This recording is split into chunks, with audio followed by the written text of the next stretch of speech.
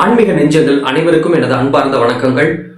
நம்ம எடுக்கிற தீர்மானங்கள், நம்ம எடுக்கிற முடிவுகள், இவங்க நல்லவங்களா கெட்டவங்களா அப்படின்னு நம்ம தேர்ந்தெடுத்துக்கிறது, இது எல்லாமே நமக்கு எண்ணங்கள் தான் வழி நடத்திக்கிட்டு வருது.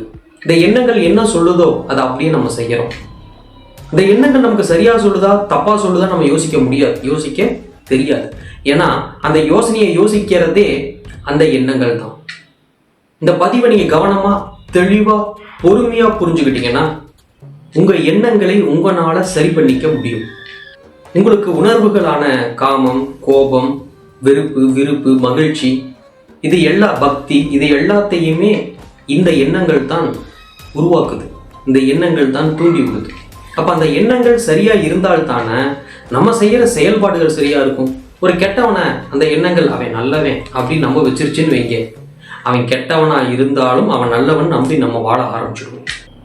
ஒரு நல்லவனை பார்த்து அவன் கெட்டவன் அந்த எண்ணம் நமக்கு சொல்லிருச்சுன்னா, எண்ணம் நம்மளுக்கு உணர வச்சிருச்சுன்னா, அந்த கெட்டவனை நல்லவன்னு நம்பி நம்ம எல்லாத்தையுமே இழந்துருவோம். எண்ணங்கள் தானே நமக்கு கூட இருக்குது, எண்ணங்கள் தானே நம்மளை சரி கட்டிக்குது. அப்ப ஏன் நிறைய பேருக்கு எல்லாமே சரியா நடக்குது, நமக்கு மட்டும் எல்லாம் தப்பாவே நடக்குது? நமக்கும் எண்ணங்கள் தான் இருக்கு, அவங்களுக்கும் எண்ணங்கள் தானே இருக்கு. இந்த வேறுபாடுகளை நீங்கள் உணர்ந்து கொண்டீர்கள் என்றால் கண்டிப்பாக உங்களால உங்க எண்ணங்களை சரி பண்ணிக்கவும் முடியும். அந்த எண்ணங்கள் உங்களுக்கு சரியான பாதையை காமிக்கவும் முடியும். இந்த எண்ணங்கள் உங்களை ஆள்கிறதா இல்லை எண்ணங்களை நீங்கள் ஆள்கிறீர்களா? இந்த வீடியோ முடியறதுக்குள்ள எண்ணங்கள் யார் ஆள்றீங்க, அதை எப்படி ஆளணும், அதை எப்படி கட்டுப்படுத்தணும் அப்படிங்கிறத தெளிவா புரிஞ்சுக்குவீங்க. இங்க எண்ணங்களையும் உங்களையும் தனியா நிப்பாட்டி வச்சு பாருங்க. இது எண்ணங்கள். இந்த எண்ணங்கள் உங்களுக்கு என்ன சொல்லுதோ நீங்க அதை அப்படியே செய்யறீங்க. இப்ப இந்த எண்ணங்கள் நமக்கு சரியா சொல்லுதா தப்பா சொல்லுதா, இது எப்படி நம்ம புரிஞ்சுக்கிறது? நம்ம புரிஞ்சுக்க முடியாது. ஏன்னா அது நம்மளுடைய உயிர் சக்திக்கும் மீறின உயிர் சக்தி அந்த எண்ணங்கள். நம்மளோட மொத்த உயிர் சக்திகள்லயே அந்த எண்ணங்களுக்கு தான் அதிக சக்தி இருக்கு. சரி, அதை எப்படி சுத்தப்படுத்துறது? உடம்புல இருக்கிற கை, காலு, கண்ணு, காது, இந்த மாதிரி ஏதாவது உறுப்புகளா இருந்தா குளிச்சோ தண்ணி ஊத்தி கழுவியோ சோப்பு போட்டோ சுத்தப்படுத்தலாம். இல்ல உள் உறுப்புகள், இதயம், லங்ஸு, மூளை, இல்ல பல்லு, நாக்கு, கிட்னி, இந்த மாதிரி உள்ளுறுப்புகளா இருந்தா அதுக்கு மருத்துவத்துல மருந்து கொடுத்து சரி பண்ணலாம். இந்த எண்ணங்களுக்கு எதுவுமே கிடையாது, உருவமே கிடையாதே. அது வெறும் உயிர் சக்தி. ஒரு உயிர் சக்தியா இருக்கு, உருவம் இல்லாம. அந்த எண்ணத்தை எப்படி நம்ம சுத்தப்படுத்திக்கிறது? எண்ணத்தை கையாள்வதில் 2 விஷயங்கள் இருக்குது. ஒண்ணு, அந்த எண்ணத்தை சரி பண்ணிக்கிறது, சுத்தப்படுத்துறது, சீர்படுத்துறது. 2வது, அந்த எண்ணத்தை நாம் கட்டுப்படுத்துவது. எல்லாருக்கும் ஒரே மாதிரி எண்ணங்கள் அமைஞ்சிடாது. ஆனா அவங்க கர்மாவுக்கு தகுந்த மாதிரி இதை செஞ்சால்தான் சரியா இருக்கும் அப்படின்னு அந்த எண்ணங்கள் முடிவெடுக்கணும் இல்லையா? அந்த எண்ணங்கள் உங்களுக்கு உணர்த்தணும் இல்ல? அதுக்கு அந்த எண்ணம் சுத்தமா இருந்தா தானே அது நடக்கும். அந்த எண்ணத்தை எப்படி சுத்தப்படுத்துறது? எண்ணத்தை சுத்தப்படுத்தினவன் எடுக்கும் முடிவுகள் சரியா இருக்கும். எண்ணத்தை கட்டுப்படுத்துறவன் எடுக்கிற முடிவுகள் ரொம்பவே சரியா இருக்கும். இந்த எண்ணத்தை கட்டுப்படுத்துறவனாலதான் அடுத்தவனுடைய எண்ணங்களை புரிஞ்சுக்க முடியும். எண்ணத்தை சுத்தப்படுத்தினவன் அடுத்தவனை துன்புறுத்தாம இருப்பான். எண்ணத்தை சுத்தப்படுத்தினவன் எடுக்கிற முடிவுகள் சரியா இருக்கும். அப்ப எண்ணத்தை எப்படி சுத்தப்படுத்துறது? எண்ணங்கள் நெகட்டிவ்னஸ் அதிகமா இருந்தால், எண்ணங்களுடைய உயிர் சக்தியில நெகட்டிவ்னஸ் அதிகமா இருந்தா அது எடுக்கிற முடிவுகள், அதுக்கு நமக்கு உணர்த்துற விஷயங்கள், அதில் உணரும் விஷயங்கள் எல்லாமே உங்களுக்கு நெகட்டிவ்னஸ் கலந்துதான் வரும். இதை தெளிவா நீங்க புரிஞ்சுக்கணும். அதனாலதான் நம்ம முன்னோர்கள் நம் எண்ணங்களை நம்மளை அறியாமையே சுத்தப்படுத்திக்கிறதுக்காகத்தான் ஒரு சில இடத்துல செயல்முறை வடிவங்கள்ல நமக்கு வச்சு கொடுத்துட்டு போனாங்க. இறந்த வீட்டுக்கு போனாலும் சரி, ஒரு திருவிழா கோலம் நடந்தாலும் சரி, இல்ல ஒரு வீட்டுல ஏதாவது வயசுக்கு வந்துட்டாங்க அப்படின்னா, இல்ல ஒரு வீட்டுக்குள்ள புது வீட்டுக்குள்ள போகும் பொழுது, ரொம்ப காலமா பூட்டி இருக்கிற வீடு, இதுகளுக்கெல்லாம் ஒரு செயல் வடிவத்துல செயல்முறைகள் வச்சுட்டு போயிருக்காங்க. இந்த செயல் வடிவங்கள், செயல்முறைகள் நம்ம எல்லாம் என்ன சொல்லிட்டு இருக்கிறோம்? தெய்வத்துக்கு நம்ம செய்யறோம், தெய்வத்துக்கு நம்ம செய்யறோம். இறந்திருந்தாங்கன்னா இறந்தவங்களுக்கு நம்ம செய்யறோம் அல்ல, நமக்குத்தான் நாம் செய்து கொள்கிறோம். நம் எண்ணங்களை சுத்தப்படுத்துவதற்காக, நம் எண்ணங்களை நெகட்டிவ்னஸ் அண்டிடக்கூடாதுங்கிறதுக்காகத்தான் இந்த மாதிரியான செயல்பாடுகள்லாம் செய்யறோம். ஏன் பேய் பிடிச்சிருக்குதுங்கிறாங்க, ஆவி அடிச்சிருச்சுன்றாங்க. இது எல்லாமே நெகட்டிவ்னஸ் நம் எண்ணங்கள்ல ரொம்ப அதிகமா கலந்துடுச்சுன்னா, அந்த உயிர் சக்தியில அதிகமா கலந்துடுச்சுன்னா நம்மளுடைய யோசனைகள், செயல்பாடுகள் எல்லாமே அந்த நெகட்டிவ்னஸ்க்கு தகுந்த மாதிரியே அந்த எண்ணங்கள் நம்மளை மாற்றிவிடும். அதனாலதான் எண்ணங்களை எப்பவுமே சீர் பண்ணிக்கிட்டே இருக்கணும், சரி பண்ணிக்கிட்டே இருக்கணும். குழப்பத்துல இருக்கும் பொழுது கோவில்ல போய் உட்கார்ந்து அந்த கோவில்ல அமைதியா உட்கார்ந்து முடிவுகளை எடுக்கும் பொழுது அந்த கோவில்ல இருக்கிற பாசிட்டிவ்னஸ் நம் எண்ணங்கள்ல கலந்துடும். அப்போ அந்த எண்ணம் சரியான பாதையை காமிக்கும். இங்க வேலை செய்யறது பூரா நம்ம எண்ணங்கள் தான், நம்ம உயிர் சக்திகள் தான். அதை சரியா வேலை செய்ய வைக்கிறோம் நம்ம. அதான் விஷயம்.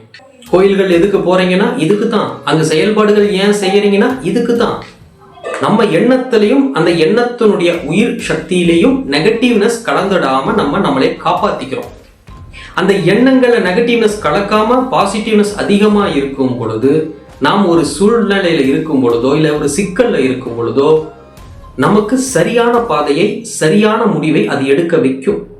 நல்ல நண்பன் நம்மோடு இருந்தால் நாம் நல்பாதையிலேயே தான் போவோம். கெட்ட நண்பர்கள் நம்மளோட இருந்தா கெட்ட பழக்க வழக்கத்துக்கு நம்ம அடிமையாயிடுவோம். இந்த எண்ணங்களை நல்ல நண்பனா நம்மளோட வச்சுக்கிட்டா என்ன? வெளியில யாரும் எதையை பத்தியும் பேசாம நம்மளே நமக்குள்ள இருக்கிற எண்ணங்களை சீரமைச்சுக்கோங்க. சீரமைச்சுக்கிறதுக்கான வழிமுறைகள் தான் நம்ம முன்னோர்கள் செயல் வடிவத்துல சாஸ்திரங்கள் அப்படின்னு நிறைய விஷயத்த செஞ்சு கொடுத்துட்டு போயிருக்காங்க. வருஷம் திருவிழா நடத்துறதுல இருந்து, பூக்குழியறங்கிறதுல இருந்து, வஞ்சியராட்டுல இருந்து, பொங்கல் திருவிழால இருந்து எல்லாத்திலையுமே நாம் செய்யும் செயல்முறைகள் அது நம் எண்ணங்களை சீரமைத்துக் கொள்வதற்காக. நம்ம எண்ணம் சரியா இருந்தால் அந்த எண்ணம் நமக்கு உணர்த்தும் விஷயம் சரியா இருக்கும்.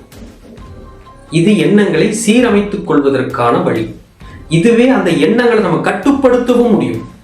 எடுத்துடனே நம்ம எண்ணங்களை கட்டுப்படுத்திட முடியாது. நம்ம எண்ணங்களை சீரமைச்சாதான் நம்மளால அதை கட்டுப்படுத்தவே முடியும். இந்த எண்ணங்களை எப்படி கட்டுப்படுத்துறது? இந்த எண்ணங்களை கட்டுப்படுத்துறதுக்கு நாம் இருக்கும் ஒரே முறை தியானம். தியானம் பண்ணிக்கிட்டே இருந்தோம்னா, தவ கோலம் பண்ணிக்கிட்டே இருந்தோம்னா இந்த எண்ணம் நமக்குள் கட்டுப்பட்டு விடும். அதை செயல்படவே விடக்கூடாது.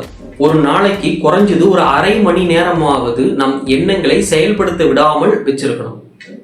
அப்ப அது கட்டுப்பட்டுரும். ஆனா இன்னைக்கு இருக்கிற காலத்துல மக்கள்கள் எல்லாருமே எண்ணங்களால ரொம்ப தவறான பாதையில போய்கிட்டு இருக்கிறோம். ஏன்னா நம்ம எண்ணங்களை சீர்படுத்திக்கிறதே இல்லை. அது என்ன சொல்லுதோ அது அப்படித்தான் நம்பிடுறோம். நம்ம தப்பே பண்ணியிருந்தாலும் நீ பண்ணனதுக்கு கரெக்டுப்பா அப்படின்னு அந்த எண்ணம் நம்மளை உணர வச்சிருச்சுன்னா, நான் பண்ணது சரிதான் நம்ம வாதாட ஆரம்பிச்சிடுறோம். தப்பு அங்கதான் ஆரம்பிக்குது. அது கர்மாவா மாறுது. அந்த கர்மா நமக்கு எதிர்வினையை கொண்டுட்டு வந்து கொடுக்குது. அந்த எதிர்வினை நம்மளையே கஷ்டத்துல கொண்டுட்டு போய் தள்ளுது. அது மீண்டு வர்றதுக்கு மறுபடியும் அந்த எண்ணத்துக்கிட்டு தான் போய் நிற்போம். அந்த எண்ணம் போட்டு நம்மளை குழப்புது. அந்த நேரத்துல அந்த எண்ணத்துல நெகட்டிவ்னஸ் இருக்கும் பொழுது அந்த எண்ணங்கள் தவறான பாதையில தான் மறுபடியும் நம்மளை கொண்டுட்டு போய் விடும். வீம்ப உருவாக்கும், வம்ப உருவாக்கும், கோபத்தை உருவாக்கும், பழிக்கு ஆளாகும், அழிஞ்சு போயிடும். ஒரு சிலருக்கு ஒரு வகையான கோயிலுக்குள்ள போனோம்னா சீக்கிரம் நடந்திருக்கு. ஒரு சிலருக்கு லேட் ஆகுதுன்னா நம் எண்ணங்கள் அந்த இடத்துல இருக்கிற கர்மாவை நம்ம இடம் இருந்து கலைத்து விட்டு அடுத்த இடத்திற்கு அது நம்மை அழைத்து செல்லும். அந்த மாதிரி நம்ம எண்ணங்களை நம்ம வச்சிருக்கணும். அப்படி ஒரு சீரமைப்புல நம்ம எண்ணங்கள் நம்ம வச்சிருந்தோம்னா நமக்கு தோல்வி கிடையாது. அந்த மாதிரி நம் எண்ணங்களை நாம் சீரமைத்து வச்சிருந்தோம்னா நாம் எடுக்கும் முடிவுகள் சரியா இருக்கும். நம்மளை சுத்தி இருக்கிறவங்க சந்தோஷமா இருப்பாங்க. நம்ம போய் ஒரு சிக்கல்ல சிக்க மாட்டோம். தேவையில்லாத உணர்வுகளை தேவையில்லாத இடத்துல இந்த எண்ணங்கள் நம்மளை தூண்டி விடாது. எண்ணங்கள் எதிரி அல்ல, அதை நண்பனாக்கிக்கொள், அதை சுத்தப்படுத்திக்கொள், அதை சரி செய்து கொள். எண்ணங்களை சரி செய்வதற்கான ஒரே இடம் ஆன்மீகம் தான். நம்ம கலாச்சாரத்துல நம்ம எண்ணங்களை அழகா பிரிச்சிருக்கான்.